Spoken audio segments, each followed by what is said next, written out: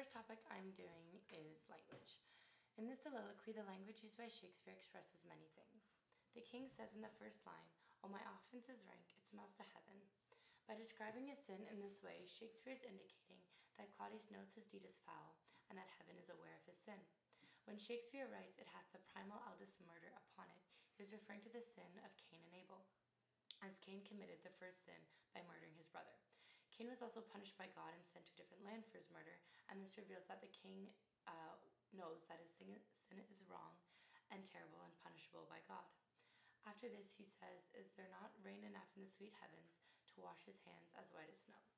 This indicates to us that he sees heaven as sweet and able to cleanse him of his sin.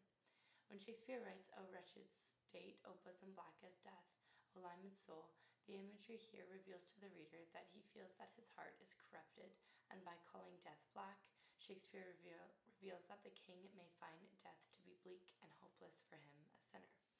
When he says, "Help angels make essay, bow stubborn knees," Shakespeare reveals with this language that the king may want himself to succumb to his conscience, as he describes his knees as stubborn.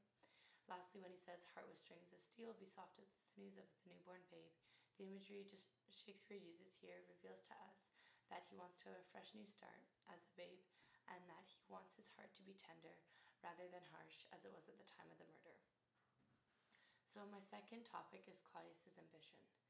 The strength of Claudius's ambition is revealed in this soliloquy, as his great need for mercy and forgiveness is shown to be still lesser than his need to keep the gilded hand of his offense, which is his wife and crown. In the beginning, we listen to him as he wrestles between whether to fully repent and allow justice to be served, or to avoid this but keep what he has gained. "My stronger guilt defeats my strong intent, and like a man to double business bound, I stand and pause where I shall first begin, and both neglect." This line indicates that he is torn between which path to take and cannot yet act. King Claudius, however, is well aware that justice must be served for his entrance into heaven, and still this does not cause him to confess the murder. He says, "Forgive me my foul murder, that cannot be, since I am still possessed of those effects for which I did the murder." Claudius also knows that God, unlike earthly human beings, is well aware of his sin. In the corrupted currents of this world, often his gilded hand may shut by justice, but in heaven 'tis not so. But despite this, he realizes that the more he wants God's mercy, the more he also knows he cannot sacrifice what he has gained.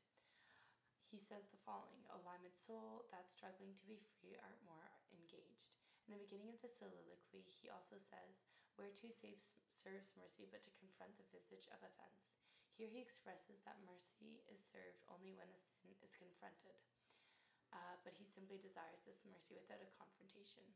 Therefore, despite the cost that Claudius is well aware of, he does not succumb, and instead simply pleads God to be merciful, despite his lack of action. My last topic is what the soliloquy foreshadows.